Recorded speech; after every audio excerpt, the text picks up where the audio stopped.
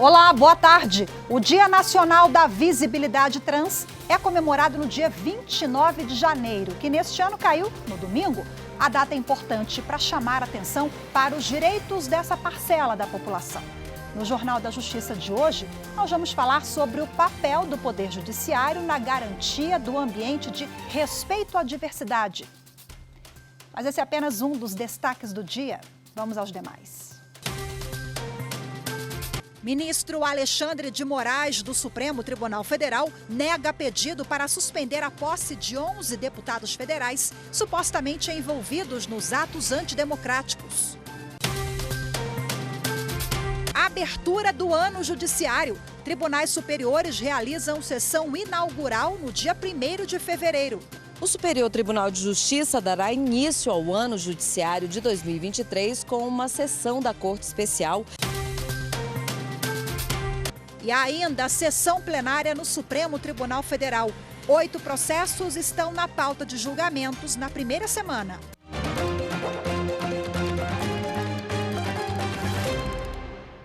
O ministro Alexandre de Moraes, do Supremo Tribunal Federal, negou o pedido para suspender a posse de deputados federais supostamente envolvidos nos atos contra a democracia do dia 8 de janeiro. A posse dos parlamentares está marcada para o dia 1º de fevereiro. Ao negar o pedido, o ministro do STF, Alexandre de Moraes, disse que considerou o parecer da Procuradoria-Geral da República contra a suspensão, porque até agora não há justa causa, ou seja, evidências concretas para instaurar investigação. Na decisão, o ministro Alexandre de Moraes também destacou que tramitam na Suprema Corte diversas investigações para identificar todas as pessoas eventualmente envolvidas nos atos antidemocráticos que ocorreram em Brasília no dia 8 de janeiro, inclusive sobre os 11 parlamentares citados no pedido do MPF. Moraes disse ainda que todos os envolvidos serão responsabilizados, civil, política e criminalmente, inclusive por ação, omissão, motivada por ideologia, dinheiro, ignorância, má-fé ou mau caráter.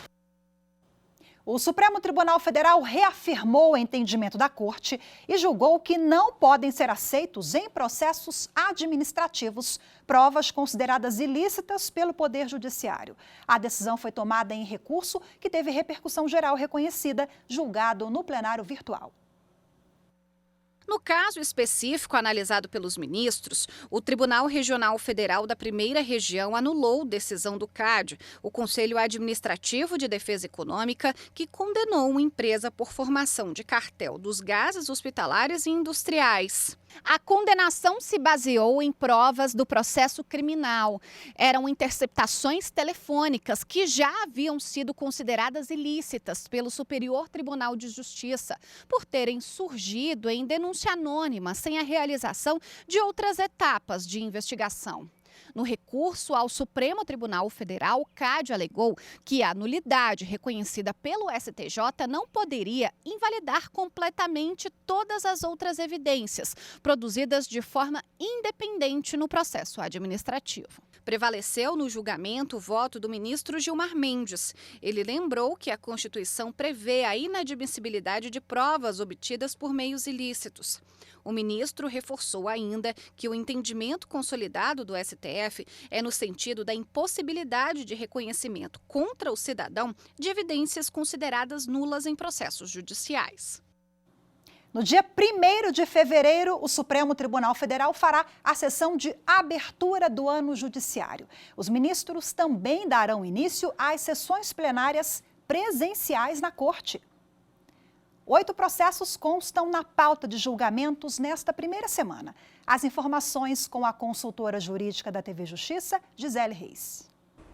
Entre os temas, a matéria tributária, direito administrativo e separação de poderes. Estão previstos para julgamento casos com repercussão geral reconhecida que vão servir de base para decisões nas outras instâncias do Poder Judiciário brasileiro. Na quarta-feira, os 2 primeiros itens da pauta tratam dos efeitos de uma decisão definitiva do STF em matéria tributária e de que forma esse entendimento impacta decisões anteriores da Justiça em sentido contrário e que já não cabem mais recursos. Os ministros devem ainda fixar a tese do julgamento que declarou que as leis do município de Mucurici, no Espírito Santo, que concederam pensão vitalícia a dependentes de prefeito e vice-prefeitos falecidos no exercício do mandato, não foram recepcionadas pela Constituição Federal. Na quinta, os ministros finalizam a análise de 5 processos que tiveram um julgamento suspenso em sessões virtuais anteriores. Em um dos casos, será proclamado o resultado da análise da ação sobre os prazos de vigência das concessões e permissões dos portos secos. O plenário ainda pode definir de que forma deve ser paga a complementação da indenização apurada no fim da ação de desapropriação, se é por precatório ou por depósito judicial direto. A pauta completa está disponível no site do Supremo, stf.jus.br. A primeira sessão está prevista para começar às 15 horas da quarta-feira e, conforme anunciado pela presidente do STF, ministra Rosa Weber, será realizada de forma presencial no plenário já restaurado. E além do Supremo Tribunal Federal, os demais tribunais superiores vão realizar na quarta-feira a sessão de abertura do ano judiciário. No Superior Tribunal de Justiça, será realizada a sessão da Corte Especial. O Superior Tribunal de Justiça dará início ao ano judiciário de 2023 com uma sessão da Corte Especial composta pelos 15 ministros mais antigos, incluindo a presidente. A sessão será às 14 horas desta quarta-feira e poderá ser acompanhada pelo canal do STJ no YouTube. Com o início do ano forense, voltam a correr no dia 1º de fevereiro os prazos processuais que estavam suspensos em virtude do recesso e das férias dos ministros. No caso das decisões publicadas entre 20 de dezembro de 2022 e 31 de janeiro, o dia 1º de fevereiro será considerado o primeiro dia do prazo recursal de acordo com os códigos de processo civil e penal. As 6 turmas do tribunal retornam aos trabalhos no dia 7 de fevereiro e as 3 sessões voltam a se reunir em julgamentos colegiados no dia seguinte, 8 de fevereiro. A seguir, em comemoração ao Dia Nacional da Visibilidade Trans, vamos falar sobre o papel do judiciário na garantia do ambiente de respeito à diversidade. Os detalhes em instantes, voltamos já.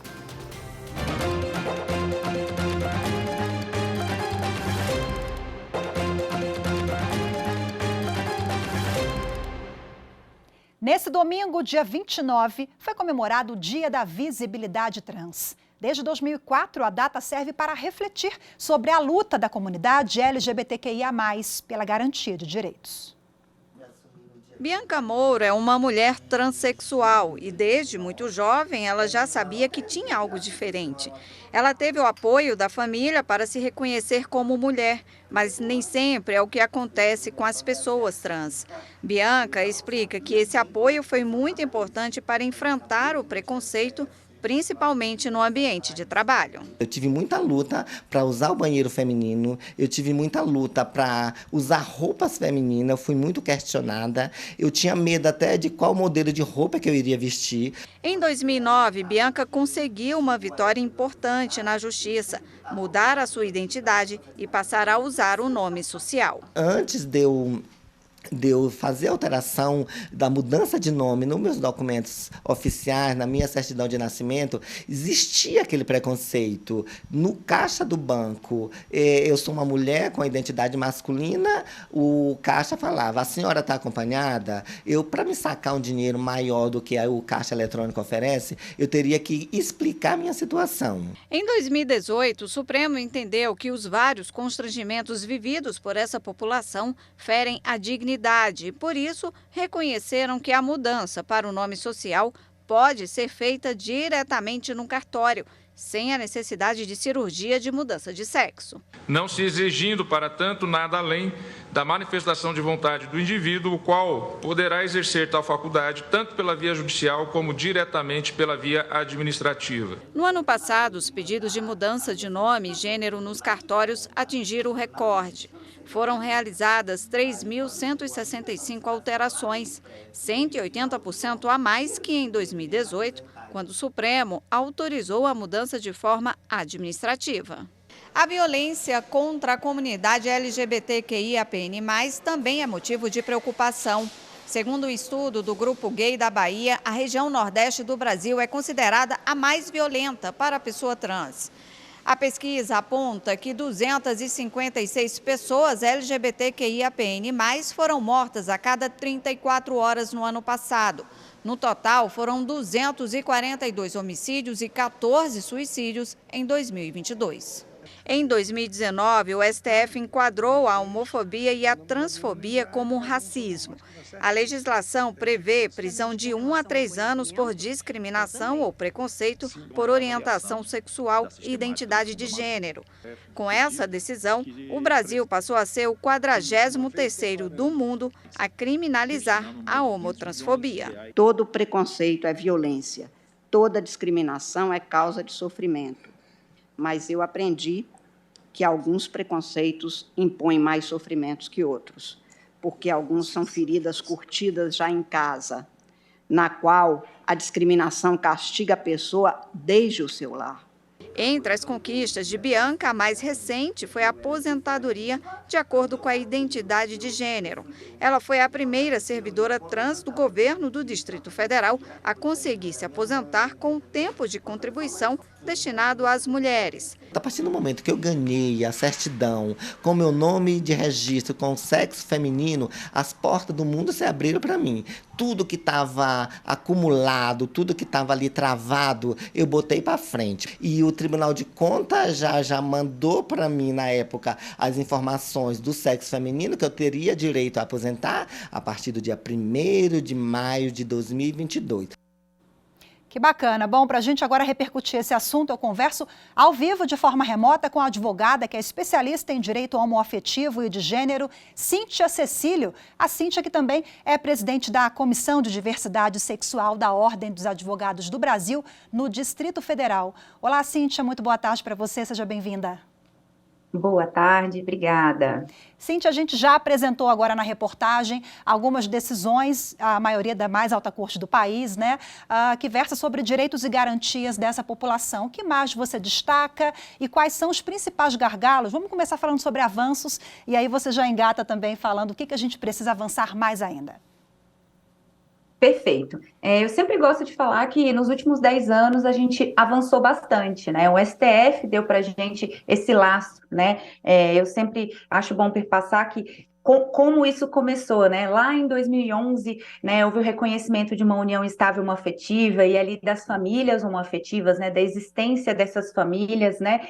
Em 2013 foi possível a conversão da união estável em casamento e também o casamento. Em 2015, a possibilidade de adoção de crianças por casais homoafetivos. Em 2017, o registro de bebês que nasceram de reprodução assistida, aí no nome de 2 pais ou de 2 mães.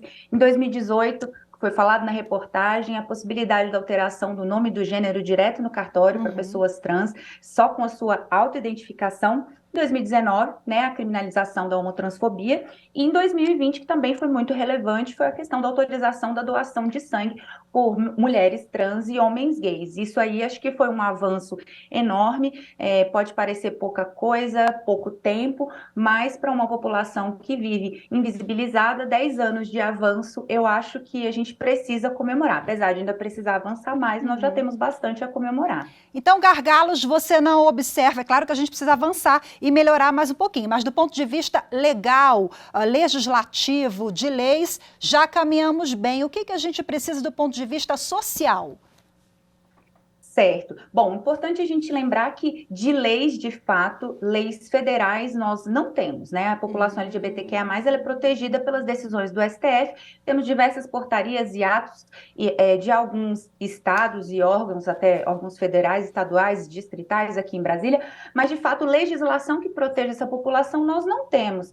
Então a gente ainda fica aí dependendo das decisões do STF, e com a necessidade das pessoas saberem que têm esses direitos e procurarem esses direitos, fazerem o boletim de ocorrência, procurarem as delegacias, para que a gente entre na estatística, né? Não chegue o final do ano e se diga, mas quase não existe homofobia, só temos poucos registros. Não, temos poucos registros porque as pessoas têm medo de denunciar ainda, têm medo de perseguição, têm medo de sofrer preconceito mais uma vez, têm medo de uma nova agressão. Então é difícil a gente ainda até ser estatística, né? Então é importante lembrar que as pessoas precisam conhecer os seus direitos para poder buscarem os seus direitos também, né? Agora, Cíntia, uma estatística que essa daí a gente já está ali no topo do ranking há muitos anos, que pena, lamentável, né? Eu me refiro ao país, o Brasil é um dos países que, ou é o país que mais mata pessoas trans. Eu queria que você falasse um pouquinho sobre esses dados e qual é a sua leitura, por que ainda em 2023 estamos nesse cenário. Pelo 14º ano, o Brasil ocupa esse lugar. É triste estarmos nessa marca, é uma marca triste, mas muita gente fala, não devemos mais ficar falando, né, de quantas pessoas morreram, isso criminaliza mais, isso coloca as pessoas numa situação mais triste, mas eu penso que a gente precisa falar porque ainda acontece. O dia que eu não precisar mais falar que uma mulher trans morreu apedrejada, é porque a gente não tem mais mulheres trans morrendo apedrejadas, né? Então a gente ainda vive essa realidade. O Brasil ainda é um país muito preconceituoso. Eu sempre faço uma linha tênue na questão da homofobia, da LGBTQIA+, fobia, com as questões do machismo. É muito próximo, é uma linha muito tênue. A gente vê, da mesma forma que existe os feminicídios geralmente são muito violentos, as mortes de mulheres trans também são sempre muito violentas, né? Parece que existe ali uma necessidade de fazer com que aquela pessoa aparente um sofrimento, né? Então, a gente ainda vive isso no Brasil, é triste. Hoje, no Brasil, a expectativa de vida de uma pessoa trans, uma mulher trans principalmente, é de 35 anos. Essas pessoas têm dificuldade de avançar nos seus estudos, elas acabam abandonando a escola muito cedo, porque já sofrem o preconceito ali desde pequenos, né? Então, tem uma dificuldade de acesso à educação, e isso vai dificultando, né, cada vez mais, e essas pessoas vão sendo colocadas num local aí mais marginalizado, que é o que a gente precisa mudar. A gente precisa tirar essa marginalização das questões, principalmente das mulheres trans e travestis, né? Cíntia, rapidinho, para a gente finalizar aqui, para a gente mudar esse cenário, é a integração de todos os atores envolvidos, né? Poder Judiciário, sociedade. Perfeitamente. Existe uma publicação do CNJ do ano passado que compilou todas as decisões do STF, né, juntando ali esses direitos para a população poder ter acesso a isso, saber que tem esses direitos. Então, quanto mais a gente falar, mais políticas públicas, existem muitas coisas acontecendo e as pessoas precisam saber que tem esses direitos, né, para a gente poder fazer com que sejam efetivos, né? Que efetivamente essas pessoas tenham acesso e tenham os seus direitos garantidos. No site do CNJ a gente tem essas informações, no site da OABDF tem uma cartilha informativa incrível, quem tiver interesse entra lá, pode baixar uma cartilha virtual. E fico também à disposição para a gente estar aí sempre falando sobre esse assunto, né, informando para as pessoas alcançarem aí os seus direitos. Perfeito, a informação é de uma potência danada, né? Daí a data da visibilidade, que não só que a gente não consiga só mobilizar no dia 29, mas o ano inteiro, né? Cíntia, muito obrigada pela sua participação mais uma vez. Boa tarde, viu? Eu que agradeço. Boa tarde a todos. Bom, e ainda sobre esse assunto, inspirado pelo Dia Nacional da Visibilidade Trans, comemorado ontem, 29 de janeiro, o Superior Tribunal de Justiça lança a série Transformando Direitos, a Visibilidade Trans e os Precedentes do STJ, com depoimentos que abordam a temática no âmbito de decisões da Corte Superior. Além dos entendimentos jurídicos aplicados nos precedentes, o material audiovisual traz 4 entrevistas com transexuais que avaliam como a justiça tem ajudado a mudar a realidade de discriminação e exclusão dessa parcela da população brasileira. Confira agora a chamada do projeto. Tem algum nome no projeto? Tem algum nome no seu? Transformando Direitos. Transformando Direitos. Muito bom. Eu nunca me vi de outro jeito, nunca pensei de outro jeito. A vida não é fácil para ninguém, mas você pelo menos se sentir confortável na sua própria pele, sentir o seu corpo como um corpo que representa a sua alma. Nós somos perseguidas, humilhadas. Na hora que uma pessoa que tem uma aparência masculina pede um emprego e apresenta um documento com o nome feminino, ele é excluído. Quando foi me dada a possibilidade de fazer a mudança, a adequação do meu nome, do meu gênero, me tirou uma cruz, como se estivesse nascendo de novo. As decisões judiciais, elas têm o poder de construir verdades, né, nas vidas das pessoas, de transformar as vidas das pessoas. Nós estamos podendo transformar todo esse sentimento de abandono e angústia em esperança.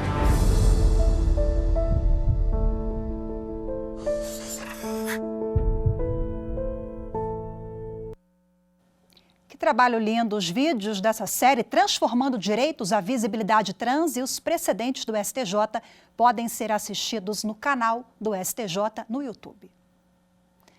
Veja a seguir, Justiça Federal prorroga contratos de médicos cubanos. Os detalhes já já.